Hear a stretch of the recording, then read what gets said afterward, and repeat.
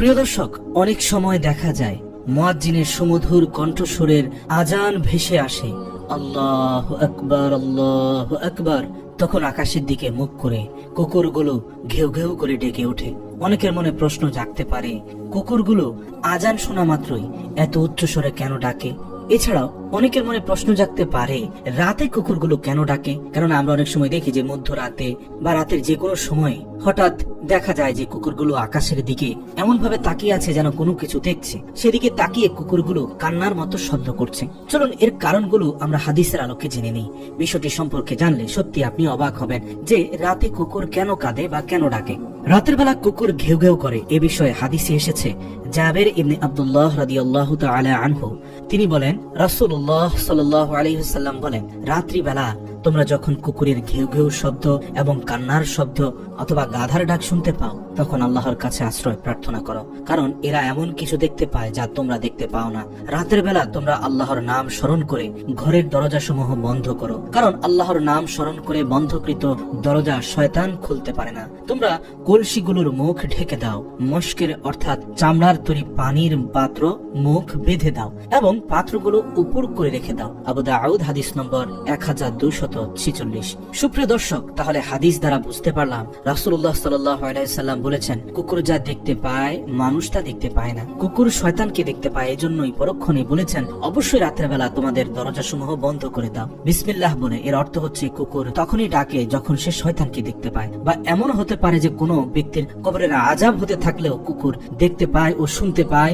আমরা জানি রাসূল সাল্লাল্লাহু আলাইহি সাল্লাম বলেছেন, বোবা জীবজন্তু পশু পাখি কবরের আযাব দেখতে ও শুনতে পারে। তাই বন্ধুরা, আমরা রাতে যখন কুকুরের ডাক শুনবো তখন আমরা পড়বো আউযু বিল্লাহি মিনাশ শাইতানির রাজিম। প্রিয় দর্শক মণ্ডলী, আজ আপনাদের জন্য কুকুর বিষয়ে কিছু কথা বলার চেষ্টা করব।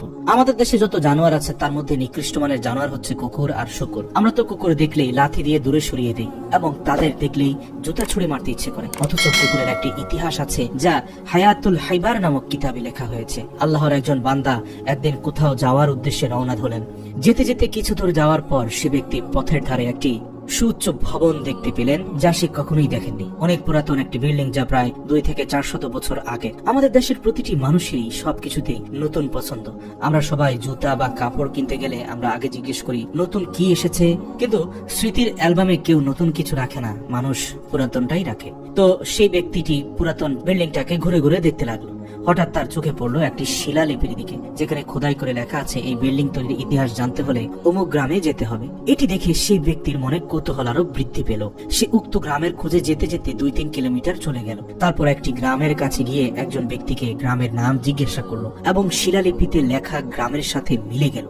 তারপর আল্লাহর সেই বান্দা লোকটি থেকে পুরাতন সেই বিল্ডিং এর ইতিহাস জানতে চাইল। লোকটি বললেন, জন্মের পর থেকেই সবাই এভাবে বিল্ডিংটি দেখেছে, এর ইতিহাস সম্পর্কে কারোই সুস্পষ্ট কিছুই জানা নেই। এমনকি আরো কিছু সংখ্যক মানুষকে জিজ্ঞেস করা হলো এবং তারাও একই কথা বললেন। তারপর সেই ব্যক্তি মন খারাপ করে চলে আসছিল এবং ভাবছিল, খোদাই করে কি তাহলে মিথ্যা কথা লেখা আছে?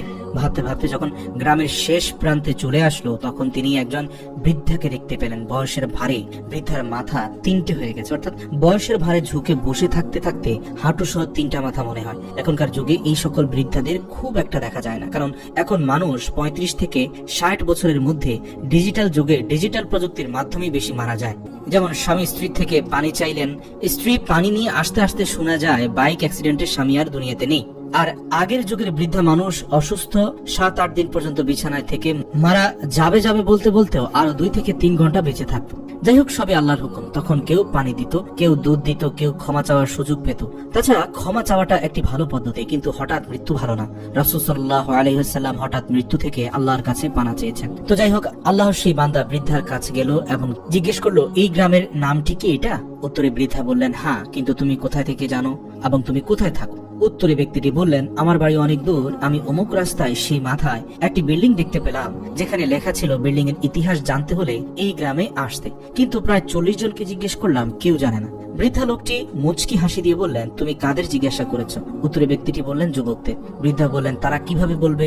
আমার বয়স 200 বছর পার হয়ে গেছে, আমি তো নিজেই বিল্ডিং এর তৈরি দেখিনি, শুনেছি আমার দাদার কাছে। বৃদ্ধার কথা শুনে যুবকের মনে স্বস্তি ফিরে আসলো। যুবক ইতিহাস জানতে চাইলে বৃদ্ধা তাকে কাছে টেনে নিয়ে বলতে লাগলেন, এই রাস্তা দিয়ে আসার সময় যত গ্রাম মহল্লা জমি জামা তুমি দেখছো, সব জমি জামার মালিক ছিল একজন জমিদার। সেই জমিদারের অনেক চাকর বাকর